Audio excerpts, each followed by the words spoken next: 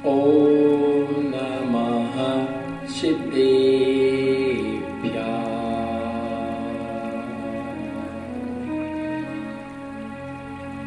णमियूडे पट्टिमाणं परिमपाडं जीर्णं तिशोद्धेडे बोध्यामि नयनसारं शायारिणयारे धम्मीनं नमो अरिहन्ताळं नमो सिद्धाळं नमो आयरियाळं नमो वज्रायाळं नमो लोए सवे सापूरं।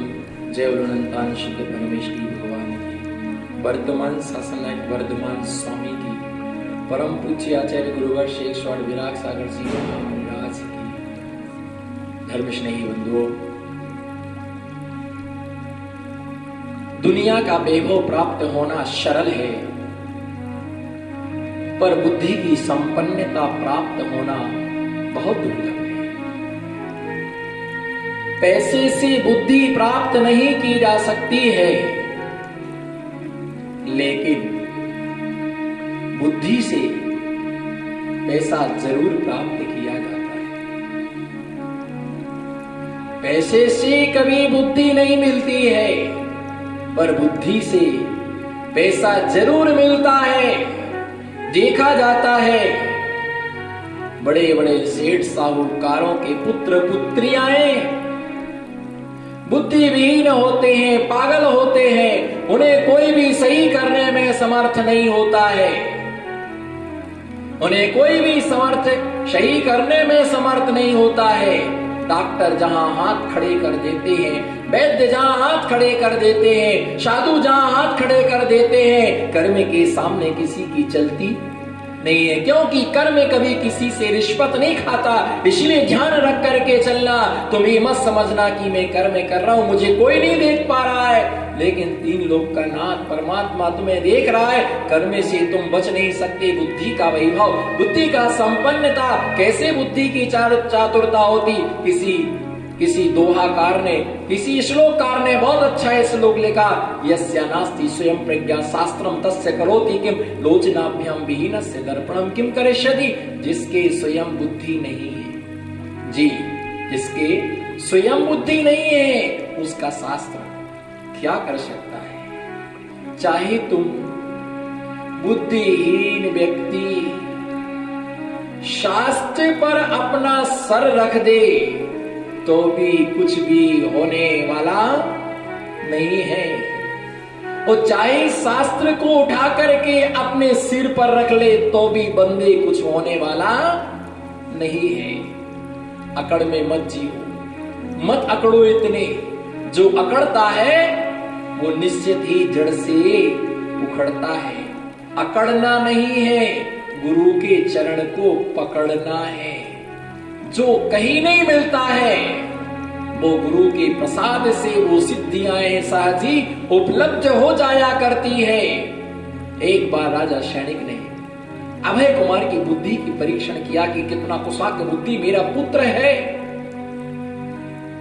सूखे कुएं में एक बार अंगूठी डाल दी, सोने की अंगूठी कुएं में डाल दी। राजा सैनिक ने अभय कुमार से कहा कि जाओ वो अंगूठी निकाल करके लाओ। रस्सी नहीं डालना है, कुआं में उतरना नहीं है, कोई बांस नहीं डालना है, किसी को उतारना नहीं है, किसी भी निमित्त से ने किसी भी प्रकार से रस्सी डोली डाल के नहीं निकालना, पर अंगूठी निकालना है। कैसे निकाला जाए तब मालूम। अभय कुमार ने अपनी बुद्धि की चातुरता से उस अंगूठी को निकाल करके दे दिया। कैसे निकाला होगा अंगूठी के लिए? बुद्धि का चातुर्य। गर्मी के समय में कुआं पूरा सूख गया, गर्मी के समय में कुआं पूरा सूख गया।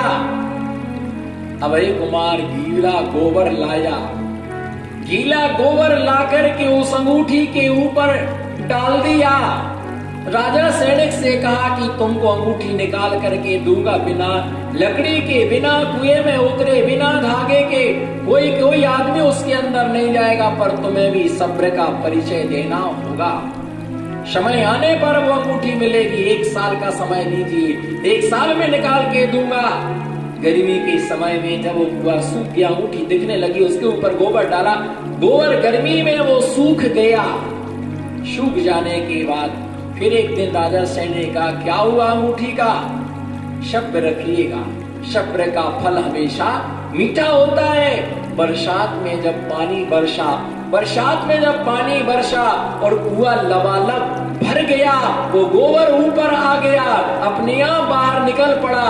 अभय कुमार ने उसको निकाला, उस गोबर में से अंगूठी निकाली, लाकर जाकर के राजा सैनिक के हाथ में दे दी, लीजिए आपकी ये अंगूठी। अरे कैसे निकली है? मैंने गोबर के द्वारा इस अंगूठी के लिए निकाला है। राजा सैनिक आश्चर्य के सागर में डूब गया। अहो, यह अभय कुमार कितना बुद्धिमान है, इसलिए भैया ध्यान रख करके चलो, हरे काम लक्ष्मी जी से नहीं होता है। बोलो मत, हरे काम बोलो भैया, हरे काम लक्ष्मी जी से नहीं होता है। किसी काम के लिए सरस्वती की आवश्यकता होती है, किसी कार्य के लिए सरस्वती की आवश्यकता होती है। केवल ज्ञान प्राप्त कराना लक्ष्मी जी के बस का बात नहीं है। व्यापार चलाना लक्ष्मी का काम है, किसी प्रॉपर्टी को खरीदना लक्ष्मी का काम है, लेकिन मुक्ति महल में विराजमान कराना ये सरस्वती का कार्य है। इसलिए बुद्धि की संपन्नता, बुद्धि हमारे पास में रहे। जिसके पास बुद्धि है उसके पास सब कुछ है, जिसके पास बुद्धि नहीं है, सब कुछ होने के बाद में भी उसके पास कुछ भी नहीं है, उसे कोई भी लूट सकता है, कोई भी उसकी संपत्ति छीन सकता है। जिसके लिए कुछ आता नहीं वो कुछ कर नहीं सकता। इसलिए बुद्धि की संपन्नता प्राप्त हो, जिससे हमारी आत्मा का कल्याण हो। इसी मंगल भावना के साथ जय बोलो पंच परमेश्वर।